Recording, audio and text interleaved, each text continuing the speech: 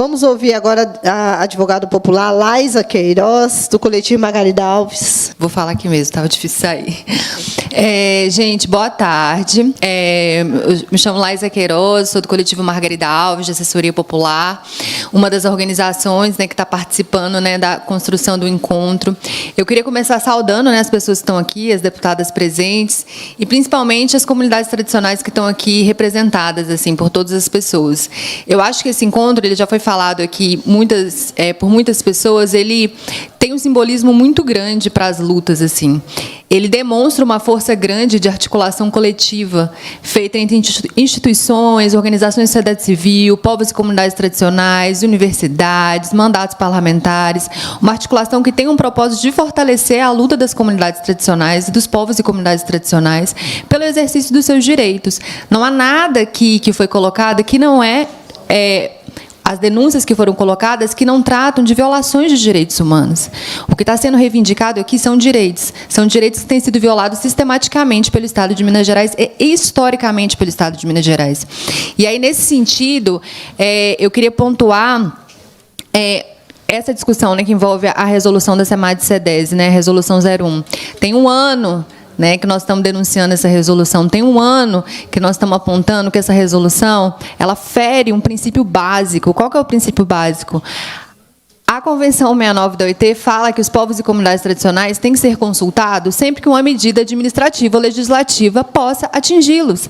Essa resolução foi feita dentro dos gabinetes, ninguém foi consultado, ninguém foi conversado. Os representantes, né, e as comunidades tradicionais, que são diversas no Estado de Minas Gerais, nesse estado enorme que a gente tem uma diversidade enorme de comunidades e de povos e comunidades tradicionais, não foram consultadas. Então, há a violação de um princípio básico, há um vício de origem inicial na existência dessa resolução. Por isso, ela não pode permanecer. Por isso, ela tem que ser revogada, porque ela é uma afronta ao direito. A Convenção 69 da OIT foi ratificada no Brasil nos anos 2000. Esse é um direito... A partir do momento que ela entrou no ordenamento jurídico, ela tem um status que a gente chama de um status supralegal. Ela tem que ser cumprida, ela não é uma opção, não é uma liberalidade, não é uma decisão do Estado de Minas Gerais consultar ou não os povos. É uma obrigação legal que está sendo desrespeitada sistematicamente e historicamente. Aqui foi trazido vários exemplos de violações de direitos nos territórios, mineração, usinas hidrelétricas, o agronegócio, uma diversidade de empreendimentos que já estão produzindo seus efeitos, ou seja, que já acontecem nos territórios e que estão sendo licenciados. E é muito importante a gente lembrar, num estado que foi palco de 2 desastres, crimes que chocaram o mundo. E parece que nada disso adiantou, nada disso trouxe nenhuma repercussão, porque os licenciamentos eles continuam, os empreendimentos são cada vez mais megalomaníacos, mais gigantescos, e as comunidades seguem sendo desrespeitadas. Tem uma coisa que acontece muito nesses processos de licenciamento ambiental, que a gente percebe, é que é muito comum que eles neguem a existência das comunidades, dos povos e comunidades. Quantas vezes a gente não lê, aqui não tem ninguém, aqui não tem ninguém. Essa é uma ação genocida, essa é uma forma de negar a existência, né, das comunidades e dos povos. Por isso, o simbolismo da gente estar aqui reunido hoje, de dezenas de comunidades, de diferentes locais, de diferentes identidades e tradicionalidades estarem aqui hoje, é uma demarcação também de um espaço de demonstrar não só a existência, mas a resistência que tem sido construída historicamente por vocês, né, que tem sido articulado historicamente por vocês e que vai continuar acontecendo. Eu queria trazer só mais 2 pontos, que primeiro, uma questão que foi trazida, inclusive, na audiência pública que a gente teve com a deputada federal Célia Chacriabá, que é o que envolve... Existe sempre uma discussão que é pelo desenvolvimento, né? A estratégia colocada é sempre criar inimizades, colocar como se as comunidades, como se as entidades de assessoria fossem contra projetos de desenvolvimento. Não há desenvolvimento que contamina a água, não há desenvolvimento que destrói florestas, não há desenvolvimento que destrói vidas. Isso não é desenvolvimento. Eu acho que é importante passar essa mensagem. Desenvolvimento é o que as comunidades fazem, têm suas próprias formas de desenvolvimento, né? Geram renda, produzem, preservam o meio ambiente. Num momento em que a gente vive uma grande crise climática mundial, são as comunidades que preservam aquele espaço. Preservar as comunidades, defender os territórios, é defender a vida, não só dos povos e comunidades, mas a vida da humanidade.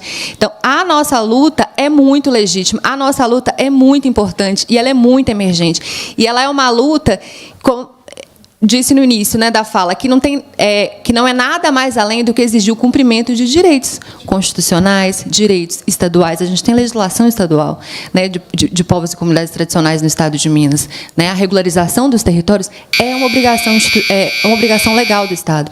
Então, eu acho que demarcar isso, exigir isso, demonstrar isso, é uma tarefa importante. Então, para finalizar, durante o encontro, né, que vai começar daqui a... Não, vai começar? Não começou, né, gente?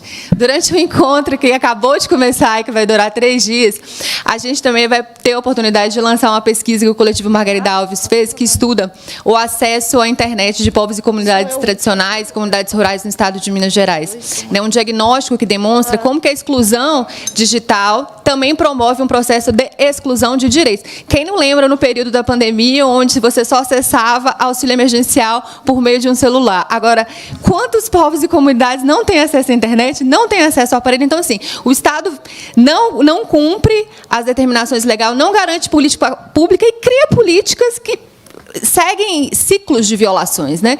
Então, enfim, é só para falar, queria trazer só um pouco essas breves palavras, saudar, falar que eu estou muito feliz, pensar que durante todo esse tempo a gente construiu esse espaço coletivamente, articuladamente, isso demonstra a nossa força e bora continuar, vai dar certo. É isso, um abraço. Já deu. Sempre digo, o capitalismo não venceu. Enquanto tiver um indígena de pé, enquanto houver um quilombola de pé, enquanto houver os povos, comunidades, qualquer membro de pé, o capitalismo não venceu. A Derval Costa... Desculpa. A deputada Beatriz pediu a palavra. A deputada Beatriz Cerqueira. Sim, eu pedi a palavra para primeiro fazer uma saudação, porque, de fato, é histórico, inédito e fundamental a articulação desse primeiro encontro estadual dos povos e comunidades tradicionais de Minas Gerais. Então, quero saudar esse encontro, porque nós, parlamentares que estamos aqui, que temos compromissos com essa pauta, nós precisamos de um comando que vem de fora da luta e da organização popular. Então, quero, ao saudar o primeiro encontro, parabenizar por essa importante articulação. Mas, na verdade, gente, eu não me contive e quis fazer uma saudação, porque eu recebi uma boa notícia. Eu queria compartilhar com vocês. E, ao fazer essa saudação nesse espaço coletivo, porque boas notícias estão tão raras, às vezes, né? Dessas lutas que a gente faz, nos enfrentamentos que a gente vive. E eu recebi agora a decisão do Judiciário suspendendo a obra, a construção daquela estrada que nós temos denunciado lá no Cerro, que é uma obra que estava impactando muito a vida das comunidades quilombolas, não é? Há um tempo atrás, fazendeiros, supostos fazendeiros e milícias e um monte de gente estranha invadiu uma reunião da Associação Quilombola, não é? Pessoas foram ameaçadas, lideranças quilombolas ameaçadas, teve a sua vida ameaçada. Na sequência, nós realizamos aqui na Comissão de Administração Pública uma audiência para questionar essa coisa estranha dessa obra que diziam que era para melhorar a vida do povo, mas como eu fui lá, não era uma obra que tinha nada a ver com o povo, era uma obra que tinha a ver com mineradora gigantesca, né? Retirando ali Mata Atlântida, né? Que nós, inclusive, denunciamos isso também. A prefeitura dizendo que ela não tinha nada a ver com a obra, e quando a gente foi ver, foi a prefeitura que pagou todas as taxas da liberação da obra. Enfim, ali uma comunidade tradicional muito atacada, com violências muito graves, a ponto de nós pedirmos o levantamento da relação de armas autorizadas naquela região, porque é nesse ponto da violência que nós nos encontramos, né, das mineradoras potencializando a violência contra as comunidades. Então, eu não me contive, geralmente eu espero todas as pessoas falarem, mas a notícia precisa ser celebrada, não é? Então, a importância, porque essa é uma vitória gigantesca diante de um poder político e econômico que nós enfrentamos. Nós denunciamos a situação ao Ministério Público, né? O Ministério Público ajuizou a ação civil pública, a promotora sendo muito atacada, lá no Cerro, né, muito pressionada pelo poder econômico, fez um trabalho importantíssimo enquanto Ministério Público. O Helder estava nessa reunião sobre a questão lá da estrada, né, da mineradora no Cerro. Então, a comunidade ela sente aí um momento importante de proteção. Então, queria celebrar, né, essas pequenas que se tornam grandiosas conquistas. Mas eu também quero fazer uma outra celebração. Não é? A celebração, eu me lembrava, o Lucas falando aqui, eu tive lá outro dia, tem um pouco mais de um mês, em Malhada Preta, Quilombo do Giral. Nós nos reunimos com a comunidade e vimos como que a mineradora, ali é o lítio, né, estava atacando de forma assustadora a comunidade, pressionando pela pesquisa mineral. E se começa a pesquisar, a gente já era, né? A Araçuaí já se transformou, só com a pesquisa mineral, porque eu estive lá na cidade, fui na comunidade. E aí eu também quero celebrar. Nós denunciamos junto com o MAB, não foi nesse caso, essa situação da pesquisa mineral. O Ministério Público, denunciamos ao Ministério Público, o Ministério Público recomendou a anulação dessa autorização de pesquisa mineral na APA, a APA Chapada do Lagoão. E a APA anulou a pesquisa mineral. Então, assim... a gente tem que estar junto celebrando, né, essas pequenas, gigantescas vitórias, porque os caras têm poder político, têm poder econômico, ameaçam o nosso povo, mentem, que vai trazer desenvolvimento, só traz morte, só traz destruição, como se nós precisássemos desse tipo de desenvolvimento que as mineradoras trazem para a nossa vida aqui nos nossos territórios. Não precisamos. É possível ter desenvolvimento econômico sem as mineradoras. O que elas trazem é violação de direitos, o que elas trazem é morte, que é o que nós estamos enfrentando. E aí, é um recado importante para o governo do Estado, que essa resolução de uma consulta livre, prévia, informada, não atende às necessidades e não torna a consulta livre, prévia, informada. Não é?